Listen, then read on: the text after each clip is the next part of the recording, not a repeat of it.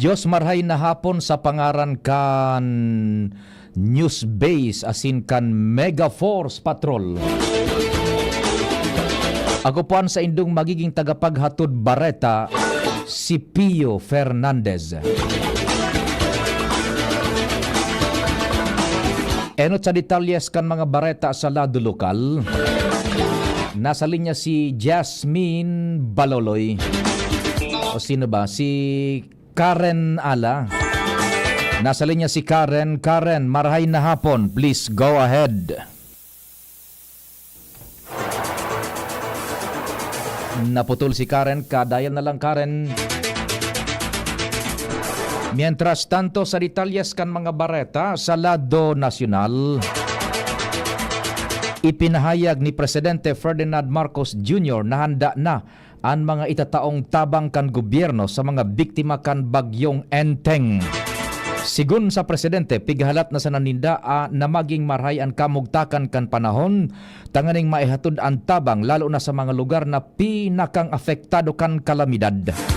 Kadaklan sa mga ididistribuer iyuan pagkaon, bulong asin iba pang basic goods. Alagad sinabi ni Presidente Marcos na maski daay pa makisama ang panahon, may nakalatag naman na paagi tanganing maibaba ang ayuda sa publiko. Sa datos kan gobyerno, iguanin 140,000 na personas sa Metro Manila, Calabar Zone, Central Luzon, Bicol Region, Western Visayas, asin Central Visayas ang apektado kan bagyong Enteng. Enot nang sinabi kan Presidente na bago pa man mag-abot ang kalamidad, nakapreposisyonaan sa indang tabang para daay mapindyente ang sa indang standard operating procedure. Sa katakod na bareta, kasunod kan direktiba ni Presidente Ferdinand Bongbong Marcos Jr., plinansa ni Speaker Ferdinand Martin Romualdez ang pagkapaluwas ng 390 milyones de pesos na kantidad kantabang pinansyal para sa mga naafektaran kan bagyong Enteng na mapabaha na nagpabaha sa dakulang parte kan Metro Manila asin Calabar Zone. Ang opisina ni Speaker Romualdez asin iba pang party list nagpaluwas nin fundo para sa pagdistribuir nin 35,000 na food packs na kompuesto nin delata, noodles asin bagas na sa mga nag-evacuar asin sa manlain-lain na lugar sa Metro Manila asin Rizal. Sigun kay Speaker Romualdez, sarong abogado sa University of the Philippines tig 10 milyon financial aid ang itatao sa mga pamilyang apektado sa 39 na congressional district na naafektaran kan bagyo. Sa may relasyon pang bareta, sobra sa 48,000 na pamilya o kapareho nin 183,582 na personas ang apektado kan makusog na pag-uuran asin pagbaha darakan habagat asin bagyong Enteng. Sigun ini sa DSWD Disaster Response Operations Monitoring and Information Center. Hali ini sa 446 na barangay gikan sa NCR, Central Luzon, Calabar Zone, Bicol, Central asin Eastern Visayas. Sigun sa DSWD, suminakat naman sa 2,930 familia o 12,110 na personas ang mantinidong nasa evacuation centers. Mantang 5,744 familia ang parametras na naka-star sa mga kafamilyas. Katakod kay ni padagos naman ang tabang kan DSWD sa mga apektadong LGUs. Kaiba ng digdian pagdaraning family food pack sa mga lugar na grabing naapektaran kan kalamidad. Sa pinakang ultimong datos kan ahensya, sobra na sa 9.4 milyones de pesos ang naitao kaining relief assistance. Sa may relasyon pang bareta, mantinidong operasyonal sa tahaw kan na mamatian na raot kan panahon darakan bagyong Enteng ang nagkaperang aeropuerto na nasa pamamahala kan Civil Aviation Authority of the Philippines o CAAP para sa kaligtasan kan gabos sa giraray na nagpaluwas ng Memorandum Circular numerado 0013-2023 ang CAAP na may katuyuhan na ipagbawal na maglayog sa irarom kan Storm Signal number 1 ang mga sakyang pang-ere na may certificated take-off weight na 500 o kaya 5,700 kilogramo o mas sa baba. Afuera kay ni ang gabos na mga pasaheros asin tripulantes sa parehong komersyal asin pangkabilugan aviation flight ang dapat ipairarom sa security clearance. Nakapagrehistro ang Kaap Operation Center ng 38 domestic flight cancellations sa manlain-lain na airport dahil sa raot kan panahon darakan bagyong Enteng kasuhapon. September 2, inabisuhan ang mga pasahero na kumpirmaron ang sa indang mga schedule para sa mga abiso.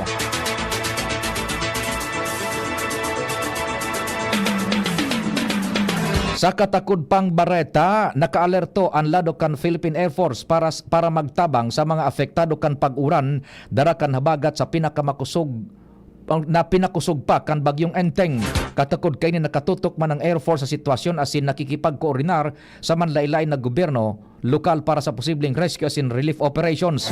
Maigot man na pigbabantayan kan Air Force ang mga lugar na pinakaapektado kan bagyo para sa pagtaon ning kaipuhan na supply arog kan pagkaon, inumo na tubig asin medical supplies.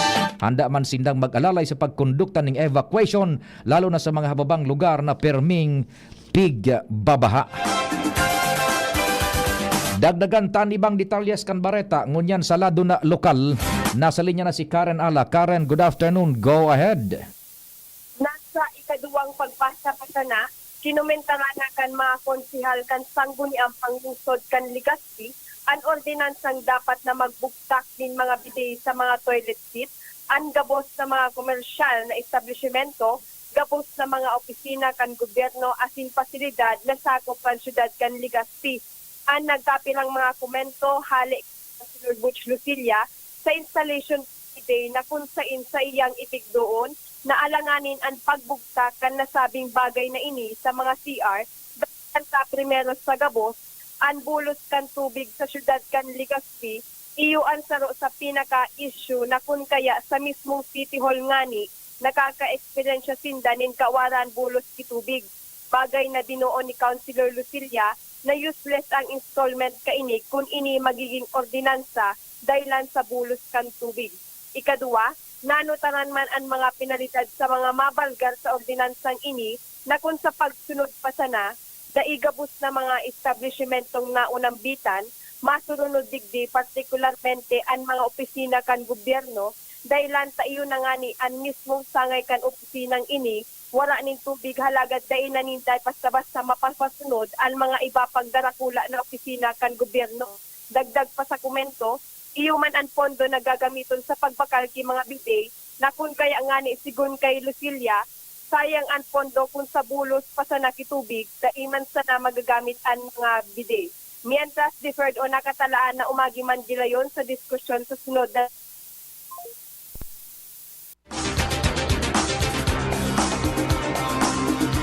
Naputol si Karen, it's okay. Diretso na kita kan mga istorya sa lado nasyonal. Pigbabantayan na kan Philippine Coast Guard ang sarong barge na tangkas ang pagkakagakod sa SMC Shipping Light Rage Wharf sa Tanza, Navotas, Cavite. Nangyari ang insidente kasubagong alas 6 ninaga kung saan naputol ang mooring lines kan barge Karangalan 2 asin dinarakan makusog na balod sagkod sa Pondohan, Tangos North. Tulos man na naguyod ka na M-Tag Limay 3 ang barge sa ligtas na lugar sagkod na makapag-angkla. Inabisuan kan Coast Guard ang kapitan kan barge na magkuaning emergency salvage permit para ma-recover. Ini ang ika-6 na maritime incident na nangyari sa katubigan na sakop kan siyudad kan Navotas sa kasagsagan kan bagyong Enteng. Sa iba pang bareta, nasa pang-unsing aldaw na ngunyan ang Philippine National Police sa paghahanap sa puganteng si Apollo Kibuloy sa compound kang Kingdom of Jesus Christ sa Davao City. Aminado si PNP Public Information Office Chief Coronel Jean Fajardo na didifisilan sindang mahanap ang eksaktong lokasyon kan underground facility na may nadidetect na human live. Ini ang dahil sa padagos na resistance kan mga miyembro kan KOJC. Enot nang sinabi kan PNP na nasabing pasilidad ang gibo sa mahibog na gapo asin metal o bakal. Sa ngunyan, nasa 50% ang nahalugog na kan PNP sa lugar kan compound. Tinawan doon ni Colonel Fajardo na nagtutubod sinda na nasa laog kan KOJC compound si Kibuloy asin 4 na kapwa akusado kaini na wanted sa qualified human trafficking asin child sexual abuse. Sa may relasyon manabareta, nangapudan ang legal counsel kang Kingdom of Jesus Christ na si abogado Israelito Torion kay Philippine National Police Chief General Romel Francisco Marbil na tawan sinda ning access na makalaog sa Jose Maria College basement. Ini matapos ani kaunsing aldaw na paghahanap kan kapulisan kay Pastor Apollo Kibuloy na nagpalyar na mahanap ang pastor asin pigtutubudan na nasa bunker kan Kingdom of Jesus Christ compound. Sa sarong pahayag ni Torion, nasa 8 metros na ang rarom kan kinalot kan kapulisan sa basement kan JMC. Nanindugan si Torion na illegal na ang pigigibo kan kapulisan dahil an anuman na paghanap na pigigibo an posible sana kun an korte an magpaluwas ni sarong valid search warrant. Pero sa kasong ini makalis an unsing aldaw, wara pang pag-aresto asin solamenteng intrusive search sa mga propiedad na nakarehistro sa pangaran kan akusado. Tinaawan doon kan abogado kan KOJC na ang kinalot kan kapulisan sa JMC basement ang sarong dakulang patakot asin peligro sa estabilidad kan edipisyo.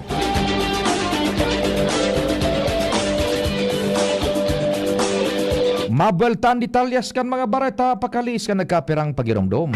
Realize true comfort and relaxation at Dorotea Resort and Spa, a perfect venue for family outings, couple retreats, and various functions such as weddings, birthday parties, corporate seminars, and conferences. Dorotea Resort and Spa. We have backpackers rooms, standard rooms, deluxe, suite, and a penthouse. Also, relax and rejuvenate with our spas and invigorating treatments, services, and facilities. Dorotea Resort and Spa, Kahugutan, Bakakay, Albay. For reservation, contact us at 0917-777-5734. Find us on Facebook, Dorotea Resort and Spa. Relax, rejuvenate, and enjoy. Only here at Dorotea Resort and Spa. Kaming magtutropa, laging ganado. Sa trabaho, Ganado! Sa pamilya, Ganado! At syempre, kapag good times, Ganado!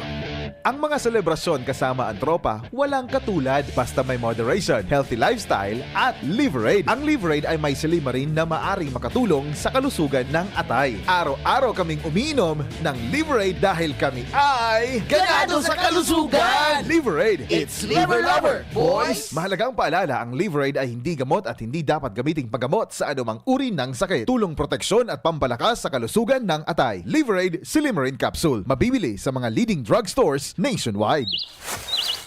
Kapag nagkakaedad na, mas importante ang proper lifestyle. Jogging tayo pa! Sige nak! Maliwanag ang benepisyo ng tamang pagkain at ehersisyo. Isama pa ang pag-inom ng Optin. May nutrients ng lutein, vitamin C, E at zinc. Parte na ng aking daily regimen. Ganda talaga ng view dito pa. Kitang-kita. Mahalagang paalala, ang Optin ay hindi gamot at hindi dapat gamiting panggamot sa anumang uri ng sakit. Labanan ang maagang panlalabo ng paningin sa tulong ng Optin. Kitang-kita ang kalusugan. Mabibili sa mga leading drugstores nationwide. Diretso kan iba pang detalyes kan bareta sa lado nasyonal. Pipaimbestigaran ni House Assistant Majority Leader asin ako Bicol Party List Representative Abogado Jill Bungalon sa Kamara ang pigasabing irregularidad sa bidding may koneksyon sa 8 bilyones de pesos na kantidad kang laptop asin iba pang e-learning materials sa irarom kan Department of Education Computerization Program sa panahon kan pamamayo ni Vice President Sara Duterte. Ipigbusol ini ni Bungalon matapos magbutwa sa pag-aadal kan House Committee on Appropriations sa 793.18 bilyones de pesos na proposed 2025 budget para sa DepEd kung saan nawara nakuta na nasa 1.6 bilyones ang matitipid kan gobyerno hali sa nainot ng bidding kan proyekto.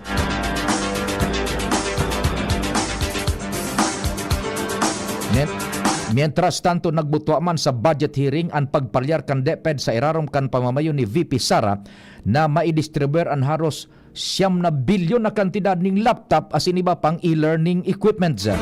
Sa budget hearing, pinagkonfirmar kan Direktor kan Information and Communications Technology Service kan DepEd ang report kan COA na kan taon 2023 nasa 2.18 bilyones de pesos hali sa 11.36 bilyones de pesos na budget kan ahensya ang nagastos para sa computers, laptops, smart television sets asin iba pang e-learning equipments.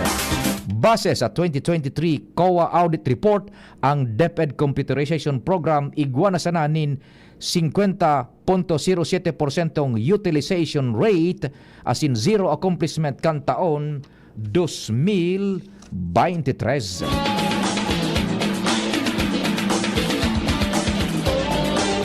Binatikos ni House Deputy Minority Leader as in Act Teachers Representative Franz Castro si Vice President Sara Duterte sa tambak na problema na winalat kaini sa DepEd na sasaluhon ka nagsalida sa saya na si dating senador asin ngunyan Secretary Sonny Angara. Ipinahayag ni Castro ang sa iyang pagbatiko sa pagdangog kan House Committee on Appropriations sa propestong halos sa 80 o kaya abot sa 793.8 bilyones de pesos na budget kan DepEd asin kan mga attached agencies para sa taon 2025. Ang Vice Presidente nagdemitir bilang sekretaryo kan ahensya kan Hulyo 19 ngunya na taon. Tinawan doon ni Castro na ang curriculum nagkausa ning dakulang pa-difficile sa mga paratukdo sa high school nangunyan igwaning 7 hanggang 8 load kada aldaw na ang kada klase minadurar ning 45 minutos. Katakod kay ni pigtaong suwestyon ni Castro ang pagripaso kan matatag kurikulum sa pagkasabing hinidaling ipautob kung kaya dakol ang naging problema sa implementasyon kaini.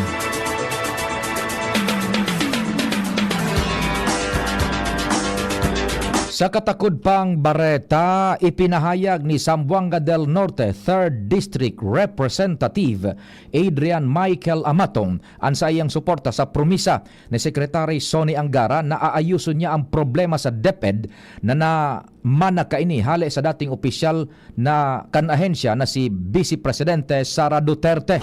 Sigun kay Amatong, ang mga isyong ini kinakaipuan hampang ni Angara mantang naglalaom ang opisyal na magkakaiguanin mas epektibong lakdang para mapakarayan estado kan edukasyon sa nasyon. Sa gidimog pagdangog sa Kamara sa propestong 793.18 bilyones de pesos na budget kan na DepEd para sa taon 2025, ipinahayag ni Amatong ang sayang paghaadit sa sistema kan edukasyon lalo na ang mga haloy ng problema sa procurement kan departamento asin kakulangan kan mga classrooms pati na mga libro sa bilog na Pilipinas.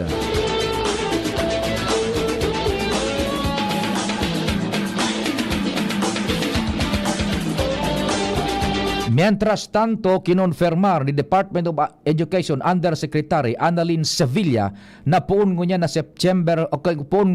September payroll, mamamatean na kan mga paratokdo ang salary increase basado sa ipinaluwas na Executive Order number 64. Sinabi ni ACT Teachers Party List Representative Franz Castro sa budget hearing kan DepEd na nakapagpaluwas na sinda nin memorandum para sa salary adjustment. Pigtugutan sinda kan Department of Budget and Management na gamiton ang sa indang savings para sa pag-implementar kaini. Sa presente, igwang tulong rehiyon ang nakapagpautob kan salary differential, 5 ang partially released asin ang natatada ang nasa proseso na. Apwera sa salary differential, kaibanan sa indang nare-resibi o kay mare-resibi ang retroactive increase para sa bulan ng Enero sagkod Agosto.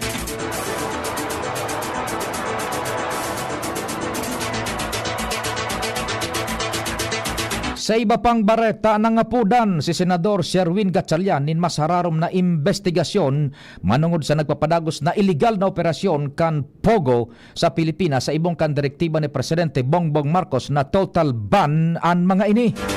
Katakod naman ini kan pagkakaligtas kan Presidential Anti-Organized Crime Commission sa sobra sa 160 na foreign nationals matapos sakyadahon kan mga otoridad ang Pogo Hub sa Lapu-Lapu City sa Cebu. Sigun kay Gatchalian, ang pagkakadiskobre sa mga nagdulag na empleyado kan Pogo sa Bamban asin Porac sa niraid na Pogo sa Cebu ang nagtaonin suwestyon na mababaw pa sana ang isyong pighihimay kan Senado. Tinawan doon pa ni Gatchalian na kaipuan na nin istriktong implementasyon asin mas komprehensibong lockdown para masiguro na ang operasyon kan Pogo ang permanenteng mapupundo. Dagdag pa kan senador kaipuhan digdi ang pagtatabangan kan mga law enforcement agencies, Philippine Amusement and Gaming Corporation asin lokal na gobyerno para mapugulan ang mga illegal na aktibidad kan Pogo asin masiguro na nagsunod ini sa orden kan gobyerno.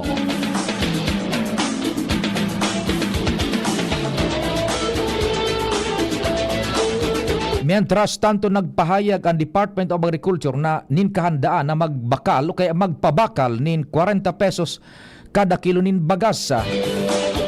Sinabi ni Agriculture Secretary Francisco Chiu Laurel Jr. na mapoon ini oras na dakol na mga imported na bagas ang mapatawan ning mas sababang taripa pag-abot sa nasyon sa mga masunod na bulan. Posible man ang mga bagas na ipapabakal sa Rice for All program na mabawasan ning 5 pesos kada kilo ang presyo kaini. Ipigtaong halimbawa kaini na en kaso ang retail price ano mabot sa 45 pesos sa kada kilo, magiging 40 pesos na ang presyo sa indang Rice for All program. Matatandaan na nagpuunan na sabing programa kan Agosto 1 kung saan ipigbabakal ang mga well-milled rice hali sa local importers and traders nin 45 pesos kada kilo na may 25 kilos na limit kada aldaw sa sarong tawo na masababa sa presyong 47 pesos sagkod 55 pesos kada kilo.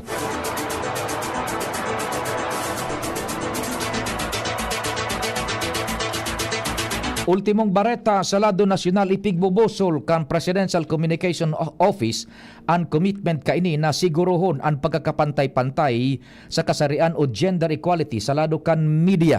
Kasunod ini kan pagkakabilog nin Media and Gender Equality Committee na sarong Interagency Committee na iyong mabilog sa GIA asin Code of Ethics para sa mga membros kan PREN sa asin media. Sigun kay PCO Undersecretary for Digital Media Services Emerald Ann Ridao, saro sa magigibohon ninda ang paglansar ning Sexual Orientation, Gender Identity and Expression as in Sex Characteristic Seminar kada taon. Target man kan PCO na maglansar ning Health and Wellness Project as in Self-Defense Training para sa mga babaeng nasa media. Parte ini kan pag-ingua kan gobyerno na ibusal ang women empowerment sa media landscape as in para mawara ang stereotype na mas nababagay ang kalalakihan sa media.